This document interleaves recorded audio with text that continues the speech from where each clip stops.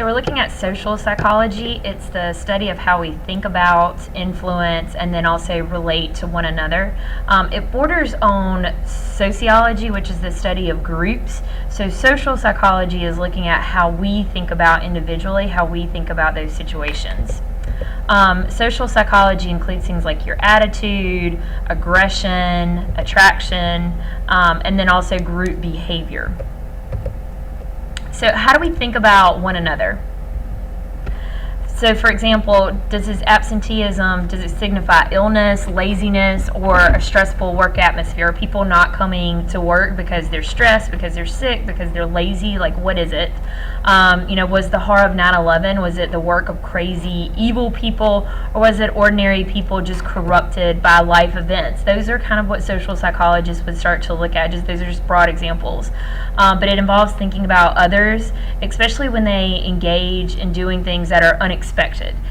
We want to know why. Why do they do these things? Why would somebody do those? Why would somebody not come to work? Why would somebody commit an act like 9/11? What drives people to do those things? And so social psychology is looking at what does drive those people to do those kind of things. So Fritz Heider in 1958, he suggested that we have a tendency to give causal explanations for someone's behavior. So it's called the attribution theory, where we credit either the situation or the person's disposition. So for their behavior. So they act like that because this is the situation they in. We credit them with, we may give them a pass because they're in a stressful situation, or they're in really good classes, so they must be a really good person, and that's not necessarily always true. But that attributing a behavior to a person's situation.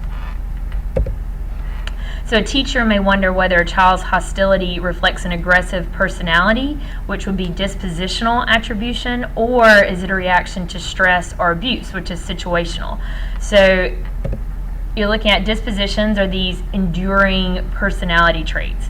So if Joe is a quiet, shy, introverted child, he's likely to be like that in a number of different situations. So in dispositional attribution, it's your personality. In situational, it's your response to that situation. So we have dispositions. We all have personality traits that we have, regardless of what situation we're in. But then we also have situational attributes, where we would act a certain way in a certain situation or with certain people. So the idea that we give a causal explanation for someone's behavior. We credit that behavior to either the situation or to that person's disposition. That's just the way that they are. Was my friend a jerk because she had a bad day or because she is a bad person? That's what attribution theory would try to answer. We also have what's called the fundamental attribution era. So for example, it's the tendency to underestimate the impact of a situation and overestimate the impact of a personal disposition. So for example, individualistic versus collectivist cultures, disposition versus situation.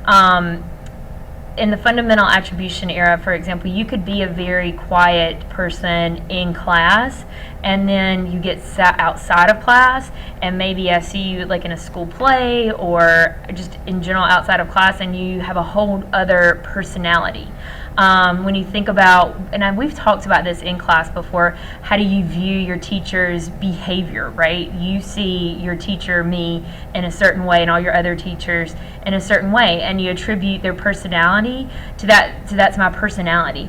But a lot of times it could also be my profession. Like, I have to act this way because I am a teacher. When you start a romance with somebody, you agree that they view the world like you do. You have what's called a honeymoon period, and it's a fundamental attribution era because everything is lovey-dovey and they're wonderful and they want to agree with you. I like steak, you like steak, I like this movie, you like this movie, and we're all on the same page. And in reality, once that period's over with, you may have made a fundamental attribution era. We underestimate that impact of the situation, and we say that, it's just their personality, this is the way they act. in a individualistic versus a collectivist society, again, you've got societies that focus on disposition, which is personality, and then situation. You also have that false consensus effect that everybody in the group, we're standing around in a group and that everybody wants chicken. So you're like, oh, I guess everybody wants chicken even though I wanted steak. So you just get the chicken because you think that's what everybody else wants. And then you have a self-serving bias where you are doing what is best for you, and so you're kind of always like looking out for number one, that type of mentality. If you win it, it's because you're awesome, but if you lose, it must have been the coach or the weather. That's the perfect example for that idea of disposition versus situation. That if you win, it's like, I'm a rock star and I'm wonderful and I practiced all of these hours, and when you lose, you're like, our coach stinks and like this weather's so bad and we don't have a good field, and you have all these other excuses where you blame somebody else, and it's not my fault, it's their fault. So all of that goes back to that fundamental attribution error where we're underestimating the situation and overestimating our personalities. So attribution at work. So you see a negative behavior, situational attribution, maybe that driver is sick. And a dispositional attribution, like crazy driver, again, if it's situational, like, oh, maybe they feel bad today, and you're like, no, they're a crazy driver. The tolerant reaction is to kind of, give them a wide range of area to be driving in, allow them, wide berth. An unfavorable reaction is kind of when you speed up and you like give them dirty looks, and you may have some hand signals for them, and you're kind of glaring at each other. That is attribution at work. We have a tendency when we are having a bad day, our mind is somewhere else, and we're not driving well. We are just kind of like, oh, well, I'm just having a bad day. But when we don't put ourselves in somebody else's position. To them, when we see somebody else and they're just driving erratically, we're like, oh, those stupid drivers, bad drivers, women drivers. Men say that a lot. So you have those two different ways of looking at the world. And again, we attribute our problems a lot of times when it's us, we attribute it to the situation. But when we look at somebody else, we look at it as it's their personality. So, for example, why did some in New Orleans not evacuate before Hurricane Katrina? Was it due to a personal disposition, like nothing can harm me, they'll save me if I need it? Or was it due to their inaction to the situation? They didn't have a card, they weren't offered transportation, so they just stayed. That's something that social psychologists have looked at. I think that's interesting. I think that social psychology to me is an interesting kind of perspective to look at really what drives and what motivates people to act in the way that they do and make those decisions. So your attitude is a belief and feeling that predisposes a person to respond in a particular way to an object, other people, events. If we believe a person is mean, we may feel dislike for that person and act in an unfriendly manner.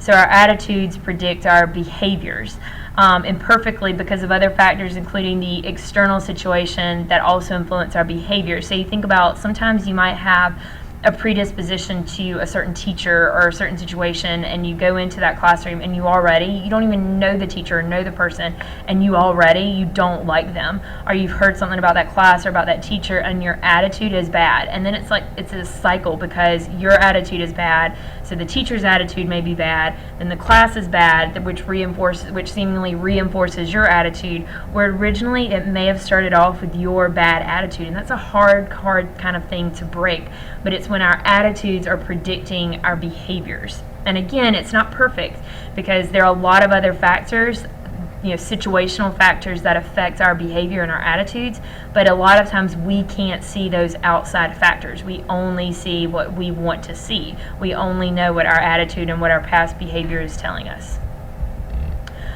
So it's a set of beliefs and feelings. Advertising is based on all attitude formation. It's what's called the mere exposure effect. just being exposed, like seeing a Diet Coke can in a movie will cause you to feel like, ooh, she drinks Diet Coke, so I'm going to drink Diet Coke. Playing, you see the soccer ball down there, David Beckham, he's hot, whatever, and so you see him, and so you're like, oh, well, he's hot and he plays soccer. Maybe I should go to a soccer game.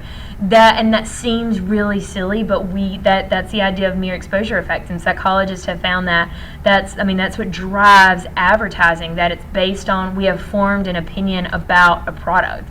If I told you, like, oh, this food is horrible and it's gross and don't eat it, before you even put it in your mouth, you already are predisposed to not liking it. And because we want to get around in groups, going back to that false consensus effect, we're like, oh yeah, it's really gross, even if we maybe like it. So we are exposed to all of these things, and marketers and advertising know that, and they work with social psychology. A lot of those people have some psych background to kind of help drive that advertising. Do our attitudes guide our actions? Do our attitudes guide our actions? Only if external pressure is minimal, we are aware of our attitudes, the attitude is relevant to the behavior. So you can see here, you've got internal attitudes, external influences. Those are both feeding into our behavior. So does our attitude guide our actions? You've got attitudes, how we feel about something inside. You've got outside factors working, and that all leads to our behavior. In bullying, for example, we may not want to bully somebody, or we may really like somebody, but external factors in a group, that de-individuation, in a group, we are driven to harass that person, pick on that person, whatever, and that drives our behavior. So we're driven by a group, we feel a certain way, it's conflicting, what's that going to look like in our behavior? More often, our actions actually affect our attitudes. Actions affect our attitudes. So the things that we do affect the way that we feel. Not only do people stand for what they believe in attitude, they start believing in what they stand for. So working cooperatively can lead to mutual liking beliefs. Actions lead to attitudes. You may not like somebody, then your teacher pairs them with you, and then all of a sudden you realize you have all of these things in common, and now you're friends. Attitudes lead to actions. Also looking at compliance strategies. So you have foot in the door phenomenon, door in the face phenomenon, and then norms of reciprocity, which these are attitudes, again going back to that, our actions lead to our attitudes. So attitudes follow behavior principle. It works for good as well as bad deeds. Moral action kind of strengthens our moral conviction. So let's look at the foot in the door phenomenon. It's a tendency for people who have first agreed to a small request to comply later with a larger request.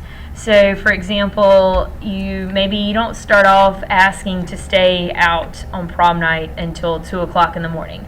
Maybe your curfew is 11:30 and you're like, well, it's prom, can I stay out till 12?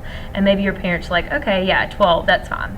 And then a couple of weeks later, you're like, Mom, everybody else they're going to be staying out till like 12:30. What about 12:30?